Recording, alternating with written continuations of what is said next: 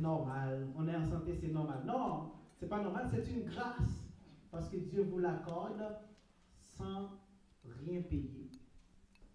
Et c'est lorsque vous êtes malade, vous vous rendez compte de la grandeur de la grâce de Dieu envers nous, n'est-ce pas vrai? Quand on est malade, oh, c'est à ce moment qu'on se rappelle que Dieu est là. Oh Dieu, je suis malade, guéris-moi. Quand on est en santé, on l'oublie parce qu'il faut prendre le temps de faire autre chose. Donc nous ne devons pas nous montrer ingrats, nous qui sommes croyants. Donc nous devons nous montrer reconnaissants et remercier Dieu chaque jour dans notre vie. Peu importe la situation dans laquelle on se trouve, on doit remercier Dieu, on peut remercier Dieu parce que peu importe la situation, on est quand même béni parce qu'il y a quelqu'un qui est dans une situation pire que la nôtre. Il faut toujours croire, comprendre ça, il ne faut jamais oublier tout cela. Je pense que le texte en Jean 12, 46 que nous étudions, on l'a épuisé, n'est-ce pas? Et si toutefois il y a des questions, on peut toujours répondre. Ou bien s'il y a d'autres, s'il y a des bouts qui vous manquent, bien vous pouvez toujours vous référer à notre page Facebook de préférence et à notre chaîne YouTube. Ben, toutes les études, tous les décodages sont disponibles sur ces deux plateformes. Vous pouvez en bénéficier. Et même après, si vous avez des questions pendant que vous les écoutez, n'hésitez pas à poser les questions. Si vous avez des questions, ça nous fera plaisir de les répondre. Et aussi, il y a quelqu'un, en fait, c'est mon petit cousin qui a mis, il m'a posé une question, est-ce que il y a un bout parce qu'on n'est pas trop proche, il y a un bout qu'il a raté. Si j'aime Dieu, si je sers Dieu, etc. Donc, il m'a posé cette question, à moi. Donc, c'est dit qu'il ne me connaît pas du tout. Là. Et puis, je n'ai pas répondu à la question, je lui ai dit, ok, vas-y sur la page Facebook, tu auras ta réponse. Et il a insisté, il m'a dit, non, va sur la page, tu vas trouver ta réponse là-bas. Mais je pense qu'il a été sur la page et il a entendu, peut-être qu'il est tombé sur une étude qui parle de premier jour de la semaine, je ne sais trop, mais c'est sûr parce que ce qu'il a dit, est-ce que c'est permis de donner quelques références, etc. J'ai dit, mais oui, il n'y a pas de problème. Je ne sais pas si je suis déjà en ligne, donc il va entendre.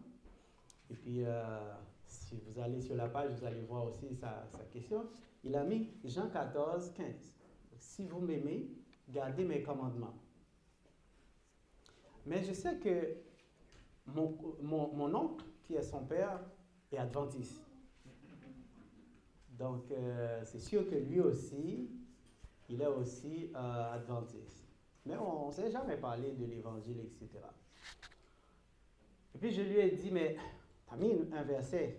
Qu'est-ce que tu veux dire? Est-ce que tu as une question? Si vous regardez la page, c'est la dernière. Tu as une question? Il m'a dit, non, une lumière. Et il est intelligent, je lui tire mon chapeau. J'ai dit, OK. Puis hier soir, j'ai pris le temps de répondre. C'est une question. C'est un texte très simple. J'ai pris le temps de répondre.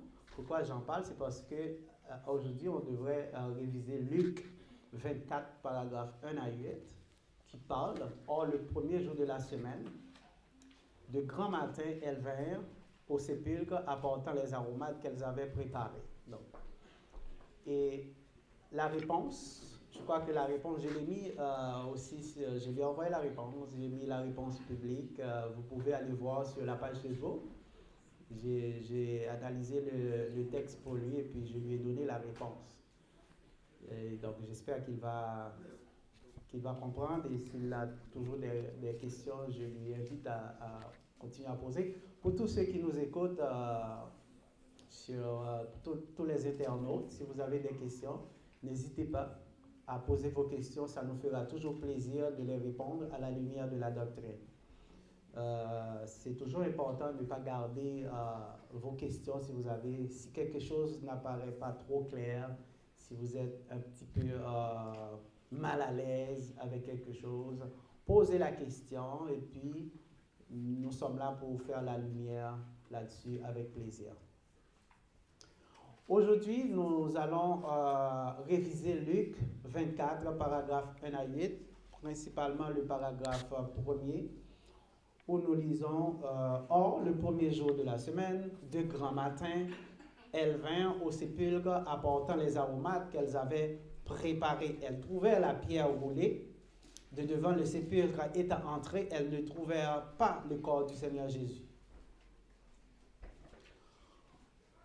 Nous nous intéressons aujourd'hui à ce texte parce que nous croyons, je suis certain et convaincu que tous les membres de l'Église, les anciens, ils connaissent déjà l'explication de ce texte. Mais nous avons aussi beaucoup de nouveaux qui sont avec nous et beaucoup de gens qui nous suivent à travers l'Internet et qui probablement n'ont pas encore eu le privilège d'entendre le décodage de ce texte-là. C'est pourquoi nous reprenons certains textes que nous avons déjà présentés dans le passé afin de permettre à tout le monde d'en bénéficier. Donc, il peut être vraiment épeurant, déstabilisant. Votre foi peut être vraiment ébranlée lorsque vous adorez le premier jour de la semaine et que quelqu'un vient vous voir, vous dit « Ah, ce que vous faites, c'est l'œuvre du diable. » Parce que c'est Constantin qui a mis le premier jour, le dimanche, c'est l'Église catholique qui l'a inventé, le jour pour adorer Dieu.